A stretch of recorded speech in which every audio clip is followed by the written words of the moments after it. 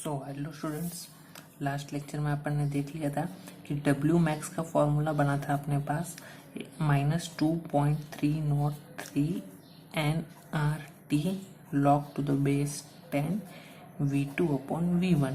ठीक है, और मैंने बोला था अगर तुमको वॉल्यूम को प्रेशर से रिप्लेस करना है तो तुम्हारे पास क्या हो जाएगा, P1 V1 equals to P2 V2। Okay, अब तुमको किसके लिए चाहिए, V2 अपॉन V1, तो P1 P2 को इधर डाल दो तो ये हो जाएगा V2 अपॉन V1, इधर आ जाएगा। तो V2 अपॉन V1 के लिए वैल्यू क्या मिल गया, P1 अपॉन P2। मतलब इसके जगह पे तुम लोग क्या पुट कर सकते हो, P1 अपॉन P2 पुट कर सकते हो। तो W मैक्स का दूसरा फॉर्मूला क्या बना, ये बना कि -2.303 N R T log to the base 10 P1 upon P2, ये बन गया। तो दोनों ही फॉर्मूले काम के हैं, अपने को यूज हो गए। ठीक है, चलो अब यहाँ पे देखते हैं 2.303 मैंने इसके लिए लगाया क्योंकि ये कांस्टेंट है। नेचुरल लॉग से अगर लॉग टू द बेस 10 में कन्वर्ट करना है तो 2.303 से मल्टीप्लाई करना होता है, बेसिक मैथमेटिक्स। ठीक है, मैथ्स में पढ़े होगे तुम लोग। चलो अभी इसके ऊपर कुछ प्रॉब्लम सॉल्व करते जो कि काफ़ी ज़रूरी है। ठीक है, काफ़ी ज़रूरी है। चलो तो पहला क्वेश्चन है इसका, फर्स्ट क्वेश्चन है, आई मीन टू से प्रॉब्लम नंबर 4.4, टेक्स्ट बुक का प्रॉब्लम नंबर 4.4। ठीक है, चलो टेक्स्ट बुक का प्रॉब्लम नंबर 4.4। अभी चलो स्टार्ट करते हैं, क्वेश्चन पढ़ते हैं और गिवन लिखते चलते हैं। गिवन हमेशा लिखते चलो तो काम आएगा। क्वेश्चन है 2 moles of an ideal gas, तो पहला ही मिल गया, एन का value 2 moles are expanded isothermally and reversibly. जब भी तुमको ऐसा वर्ड मिले are expanded isothermally and reversibly, तो याद रखना जब भी आइसोथर्मल और रिवर्सिबल एक्सपेंशन होता है तो वर्क डन मैक्सिमम होता है। जब भी आइसोथर्मल एंड रिवर्सिबल एक्सपेंशन होता है तो वर्क डन हमेशा मैक्सिमम होता है। ये वाले फॉर्मूलेस तुमको यूज करने हैं। ठीक है, मैंने जब लास्ट टाइम एक्सप्रेशन पढ़ाया था तभी बोला था कि रिवर्सिबल एंड आइसोथर्मल एक्सपेंशन होगा। ठीक है, तभी वर्क डन क्या है, मैक्सिमम होगा। ओके, तो इतना पता चल जाना चाहिए कि तुमको मैक्सिमम वर्क डन का फॉर्मूला यूज करना है। आगे अब यहाँ पे उसने दिया है from isothermal and reversibly from 20 litre, मतलब V1 हो गया 20 लीटर टू 30 लीटर, V2 हो गया 30 litre, no problem, 30 litre at 300 kelvin, temperature दिया है 300 kelvin. Calculate the work done, work done तुमको फाइंड आउट करना है, वर्क डन फाइंड आउट करना है। और आर का वैल्यू गिवन है 8.314 जूल पर केल्विन पर मोल, आर का वैल्यू गिवन है।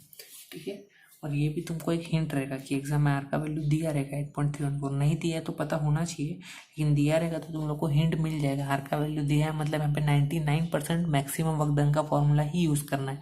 बट मैंने तुमको डिफरेंस बता दिया, कब मैक्सिमम वर्क डन का फॉर्मूला यूज़ करना है, तब यूज़ करना है जब क्वेश्चन में उसने मेंशन किया होगा एक्सपांडेड आइसोथर्मली एंड रिवर्सिबली, ये वर्ड पे ध्यान रखना। Against a constant external pressure बोलेगा तो वो W equals to -P external delta V use करना है, लेकिन against a constant external pressure mention नहीं किया, उसके जगह पे क्या लिखा है, एक्सपांडेड आइसोथर्मली एंड रिवर्सिबली, तो मैक्सिमम वर्क डन का फॉर्मूला यूज होगा। ठीक है, चलो तो फाइंड करते हैं W मैक्स। अब तुमको कौन सा यूज करना है, वॉल्यूम दिया है तो V2 वाला यूज करना है, तो ये हो जाएगा -2.303 N R T log to the base 10 V2 upon V1। Okay, सारी चीज़ें दी है, कुछ कन्वर्जन का कुछ ज़रूरत नहीं है क्योंकि जो वॉल्यूम है वो रेशियो में है तो अपने आप कैंसिल हो जाएगा, चाहे DM क्यूब में दिया हो चाहे लीटर में दिया हो, फाइनल वैल्यू से फ़र्क नहीं आएगा। पुट कर दो -2.303, नंबर ऑफ मोल्स दिया है 2, आर का वैल्यू गिवन है 8.314, टेम्परेचर का वैल्यू गिवन है 300। हाँ बस ये याद रखना ये केल्विन में हो, अगर डिग्री सेल्सियस में दिया हो तो कन्वर्ट कर लेना। ठीक है, into log to the base 10, V2 दिया है 30 अपॉन V1 दिया है 20, तो लीटर लीटर कैंसिल आउट हो ही जाएगा, उसमें कोई प्रॉब्लम नहीं है।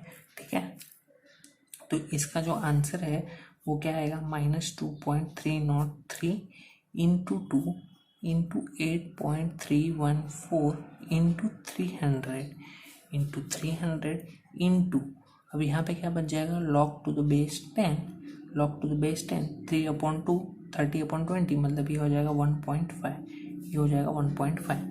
ओके, अब इसको सॉल्व करोगे तो जो फाइनल आंसर है, मैं फाइनल आंसर बता देता हूँ डायरेक्ट। ये फाइनल आंसर आ जाएगा इसका -2023 जूल। और फाइनल आंसर अगर तुमको जूल में रखना है, जूल में भी रख सकते हो, किलो जूल में करोगे तो कोई प्रॉब्लम नहीं है, किलो जूल में भी कर सकते हो। -2023 किलो जूल में कन्वर्ट कर दो, 10⁻³ से मल्टीप्लाई कर दो तो जूल का किलो जूल हो जाएगा। ठीक है, हाँ। तो अब इम्पोर्टेंट चीज़ ये है कि तुम लोग बोलोगे कि सर गिवन सम्स क्यों करा रहे हो, अनसॉल्व हमको सॉल्व कराओ ना। तो मेरा मानना ये है, मैं पहले ही बोल चुका हूँ कि पहले सॉल्व को समझो। ये जो कैलकुलेशंस दिए हैं ना, ये कैलकुलेशन खुद से करो। एज इट इज़ ये वैल्यू मैंने जो दी है ये तुम्हारे आ रही है क्या, चेक करो। ये वैल्यू करेक्ट है, मुझे पता है यही आएगा, लेकिन तुम लोग खुद से मल्टीप्लाई करो ये चीज़ें। मैं मल्टीप्लाई करके दूंगा मतलब नहीं है, तुम लोग मल्टीप्लाई करोगे तो प्रैक्टिस होगा तुम्हारा। ठीक है, तो इसमें ही गलतियाँ होती है। मल्टीप्लाई करो और ये वैल्यू तुम्हारा आना ही चाहिए। इसके लिए मैं सॉल्व सम पहले करा रहा हूँ। ठीक है, क्लियर। चलो अब नेक्स्ट क्वेश्चन देखते हैं। नेक्स्ट क्वेश्चन है 4.5। नेक्स्ट क्वेश्चन है 4.5। 4.5 क्वेश्चन में दिया है, 4.5 क्वेश्चन में दिया है 22 gram of CO2 are compressed. ठीक है, अब यहाँ पे गिवन में क्या दिया है समझते चलो। गिवन में दिया है मास दिया है 22 gram of CO2 are compressed isothermally and reversibly at 298 kelvin. Temperature दिया है 298 kelvin from initial pressure of 100 kPa। P1 मतलब इनिशियल प्रेशर हो गया 100 kilo pascal. When the work obtained is, okay, work done भी दिया है इसने, W max वर्क डन भी दिया है 1.2 किलो जूल। वर्क डन भी गिवन है 1.2 kilo joule. Find the final pressure. P2 find out करना है। अब वर्क डन का form maximum work done use करना है। ये कैसे पता चला, क्योंकि उसने मेंशन किया है isothermally and reversibly. Compressed isothermally and reversibly, जब भी आइसोथर्मल एंड रिवर्सिबल वर्ड आएगा तो W मैक्स ही यूज होगा, कंफर्म है ये चीज़। ठीक है, तो इसके लिए मैंने W मैक्स लिखा। अब W मैक्स के फॉर्मूला में तुमको पता है कि नंबर ऑफ मोल्स लगता है, स्मॉल एन तो गिवन नहीं है, लेकिन क्या गिवन है, मास गिवन है। और किसका है, CO2 का है। तो तुम लोग इससे मॉलिक्यूलर वेट निकाल सकते हो। CO2 का मॉलिक्यूलर वेट कितना होता है, CO2 का मॉलिक्यूलर वेट होता है 44। ठीक है, 44 कैसे, कार्बन का 12 एंड ऑक्सीजन का 32। ओके, मतलब एक ऑक्सीजन का 16, लेकिन O2 है, मतलब 32 हो जाएगा। 16 × 32 प्लस कार्बन का 12, 44। अब यहाँ से तुम लोग नंबर ऑफ मोल्स निकाल सकते हो। Weight upon molecular weight, weight दिया है 22, मॉलिक्यूलर वेट है 44। ओके, तो इससे आंसर आ जाएगा 0.5। तो नंबर ऑफ मोल्स मिल गया। चलो, तुम्हारी चीज़ें एकदम आसान हो गई है। अब बस इतना याद रखना कि वर्क डन किस में होना चाहिए, वर्क डन होना चाहिए या तो जूल या तो किलो जूल में। ये चीज़ें याद रखना। अब तुमको किस में दिया है, तुमको वर्क डन फिलहाल करंट कंडीशन में वर्क डन दिया है किलो जूल में। करंट कंडीशन में वर्क डन, हाँ किधर गया, वर्क डन दिया है किलो जूल में, तो प्रॉब्लम नहीं है, किलो जूल में दिया तो भी चलेगा। अगर तुम लोग चाहो तो इसको जूल में कन्वर्ट कर सकते हो, कोई इशू नहीं है। मेरे हिसाब से जूल में कन्वर्ट कर लो तो आसान रहेगा सॉल्व करना। ठीक है, तो अगर इसको जूल में कन्वर्ट करोगे तो ये हो जाएगा 1200, सॉरी किलो हट जाएगा, 1200 जूल। ओके, 1200 जूल, 1200 जूल में कन्वर्ट हो जाएगा किलो जूल से। चलो फॉर्मूला यूज़ कर दो, ये हो जाएगा W max equals to -2.303 nRT log to the base 10। अभी तुमको प्रेशर के लिए यूज़ करना है, तो प्रेशर का फॉर्मूला होता है P1/P2, और वॉल्यूम के लिए यूज़ करना होता तो V2/V1। प्रेशर के लिए यूज़ करना है तो P1/P2, यही चीज़ ज़रूरी है। ठीक है, चलो अब वैल्यूज पुट कर दो। W मैक्स का वैल्यू है 1200 माइनस 2.303 इंटू एन का वैल्यू है 0.5, आर का वैल्यू फिक्स है यहाँ पे 8.314 इंटू टेम्परेचर यहाँ पे गिवन है 298। तो जूल में ही कन्वर्ट करना, किलो जूल में मत रखना, क्योंकि यहाँ पे आर का वैल्यू तुम लोग जूल में ले रहे हो, तो इट इज़ कंपलसरी कि वर्क डन को जूल में कन्वर्ट कर लेना। ठीक है, याद रखना ये चीज़। ओके, अब यहाँ पे हो जाएगा log to the base 10 P1 दिया है 100 किलो पास्कल, और यहाँ पे P2 तुम लोग को फाइंड करना है। मतलब इसको सेपरेट ही लिखो क्योंकि ये चीज़ तुमको फाइंड करनी है। अब क्या हो जाएगा, ये पूरा मल्टीप्लिकेशन चला जाएगा इसके डिवीजन में, ठीक है, ये पूरा मल्टीप्लिकेशन चला जाएगा इसके डिवीजन में। तो ये क्या हो जाएगा -1200, ओके, ये माइनस इधर आ गया, -1200 डिवाइड में ये पूरा टर्म चला जाएगा 2.303 इंटू 0.5 इंटू 8.314 इंटू 298 बराबर इक्वल्स टू, यहाँ पे क्या बन जाएगा, log to the base 10 100 kilo pascal upon P2 बच जाएगा, ओके। अब इसको सॉल्व करोगे तो तुमको एक कांस्टेंट मिलेगा, इसको सॉल्व करोगे तो एक कांस्टेंट मिलेगा और उसका वैल्यू मैं यहाँ पे बता रहा हूँ। अब वो तुमको मैथमेटिकल चीज़ें खुद से सॉल्व करनी है, ठीक है, नहीं सॉल्व हो रही है तो वहीं तुम्हारा प्रॉब्लम है, ठीक है। तुमको लॉग टेबल यूज़ करने आना ही चाहिए, नहीं आता है तो सीख लो, वो चीज़ बहुत ज़रूरी है। तो उसको सॉल्व करके कांस्टेंट मिलेगा, उसका आंसर आएगा, ये हो जाएगा log टू द बेस 10, यहाँ पे आ जाएगा 100 kPa upon P2 equals to, solve करके आंसर आ जाएगा -0.4206, ये एक वैल्यू मिलेगा -0.4206। अब तुमको क्या करना है, एक साइड लॉग है एक साइड नहीं है, अगर तुमको लॉग को हटाना है क्योंकि तुमको ये चीज़ फाइंड करना है तो एंटी लॉग ले लो, taking antilog on both sides. तो ये हो जाएगा 100 kPa अपॉन P2 और इसका एंटी लॉग ले लो, इसका क्या करो एंटी लॉग ले लो, इसका एंटी लॉग ले लो।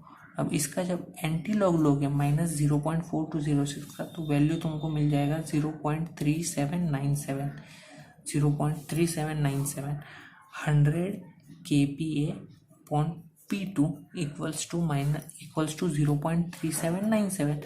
अब यहाँ पे P2 फाइंड आउट कर लो, P2 उधर लेके जाओ, इसको नीचे लेके आओ, तो ये हो जाएगा 100 अपॉन 0.3797 kPa। इसको सॉल्व करोगे तो आंसर आ जाएगा 263.4 kilo pascal, 263.4 kilo pascal. Simple सा सम था, कुछ था नहीं, तुमको P2 फाइंड करना था, तो कैसे फाइंड किया वो चेक करो, ठीक है। Simple question, nothing is hard. अब नेक्स्ट क्वेश्चन है 4.6, नेक्स्ट क्वेश्चन है 4.6। क्या क्वेश्चन है, क्वेश्चन दिया है 300 millimole, 300 millimole, interesting question given, ध्यान से लिखते चलो। गिवन दिया है n इक्वल्स टू 300 मिलीमोल, ठीक है, ऐसा मत समझना प्रिंटिंग मिस्टेक है, m जानबूझ के दिया है, m का मतलब है मिलीमोल, ठीक है। Of an ideal gas occupies 13.7 dm cube at 300 kelvin, temperature दिया है 300 केल्विन, V1 दिया है 13.7 dm cube. Calculate the work done when the gas is expanded, until its volume has increased by 2.3 dm cube. मतलब final जो volume है वो कितने से इंक्रीज हो रहा है, 2.3 से इंक्रीज हो रहा है, मतलब उसने डेल्टा V दिया है 2.3 dm क्यूब। और तुम लोग चाहो तो यहाँ से V2 भी निकाल सकते हो, कैसे, V1 प्लस डेल्टा V कर दो तो तुमको V2 मिल जाएगा, तो V2 मिल जाएगा 16, 13.7 प्लस 2.3 तो V2 हो जाएगा 16 dm क्यूब, ओके। अब इसने दो क्वेश्चंस दिए हैं, इसके अंदर फर्स्ट क्वेश्चन है isothermally against a constant external pressure, isothermally against a constant external pressure P external दिया है 0.3 बार, एंड इसमें ही सेकंड क्वेश्चन दिया है आइसोथर्मली एंड रिवर्सिबली, मतलब maximum work done find out करना है W मैक्स, और तीसरा दिया है in vacuum, work done in vacuum find out करना है, ठीक है। तो ये तीनों पार्ट अपने को सॉल्व करना है, ठीक है। पहला पार्ट सॉल्व करते हैं against a constant external pressure. Constant external pressure का फॉर्मूला क्या हो जाएगा अपने लिए, W equals to -P external delta V, okay, -P external दिया है 0.3, डेल्टा V का वैल्यू अपने को ऑलरेडी गिवन है 2.3, मल्टीप्लाई कर दो तो आंसर जो है वो आ जाएगा -0.6969, ये था dm क्यूब और प्रेशर था बार। dm क्यूब बार को जूल में कन्वर्ट करना है तो तुमको पता है 100 से मल्टीप्लाई कर दो तो ये हो जाएगा -69 जूल, ठीक है, खत्म, एकदम सिंपल, कुछ नहीं था इसमें। चलो अब बात करते हैं सेकंड पार्ट है डब्ल्यू मैक्स, और तुमको वॉल्यूम के फॉर्म में दिया है, मतलब V2/V1 आने वाला है, सीधी सी बात है। तो W max equals to -2.303 nRT log to the base 10 V2/V1। चलो अभी पुट करते हैं, -2.303 इंटू एन दिया है 300 मिलीमोल। अब मिलीमोल का मतलब होता है 10⁻³ से मल्टीप्लाई करोगे, मिली मतलब 10⁻³ तो ये कन्वर्ट हो जाएगा मोल में, ये कन्वर्ट हो जाएगा मोल में। यही चीज़ समझना, मिली मोल को मोल में कन्वर्ट करने के लिए किससे मल्टीप्लाई करोगे, 10⁻³ से। यही स्टेप यहाँ पे गड़बड़ कर देते हो तुम लोग। 8.314 टेम्परेचर गिवन है, कितना है 300 kelvin, no problem. Log to the base 10, V2 given है 16, गिवन नहीं है, फाइंड आउट किया, और V1 है 13.7। ठीक है, तो 16 कैसे फाइंड आउट किया, V1 प्लस डेल्टा V, दोनों को प्लस किया तो V2 मिल जाएगा। ठीक है, तो ये मिल गया तुमको V2/V1। बस अब क्या करना है, कुछ नहीं, अब तो पूरा मल्टीप्लिकेशन वाला काम है, तो ये पूरा पार्ट ऐसे का मैं ऐसे ही रखता हूँ, यहाँ पे ऐसे का ऐसे एज इट इज रखता हूँ। इसका जो वैल्यू है, सिर्फ इसका वैल्यू बता रहा हूँ, लॉग टू द बेस 10 16/13.7, तो इसका वैल्यू आ जाएगा 0.0674। अब ये पूरे पार्ट को मल्टीप्लाई कर दोगे तो जो आंसर है वो फाइनल आंसर आ जाएगा -116.1 जूल, -116.1 जूल आंसर आ जाएगा। खत्म, work done, maximum work done पता चल गया अपने को। और लास्ट बोला है इन वैक्यूम, और वैक्यूम में तो तुमको पता है कोई भी वर्क डन नहीं होता, क्योंकि यहाँ पे फ्री एक्सपांशन होता है। तो work done in vacuum is 0 because it is free expansion. Okay, तीनों पार्ट सॉल्व हो गए। ध्यान से समझना, तुमको बस इसकी न्यूमेरिकल की प्रैक्टिस होनी चाहिए लॉग बुक से सॉल्व करके। ठीक है, लॉग बुक से सॉल्व करो तो ही इसका मतलब है, नहीं तो कोई मतलब नहीं है। एज इट इज़ मेरा वैल्यू लिखोगे तो एग्जाम में कोई फायदा नहीं होने वाला है। ठीक है, ओके, कुछ डाउट्स रहेगा तो कमेंट करो, अपन सॉल्व करेंगे। Okay, thank you.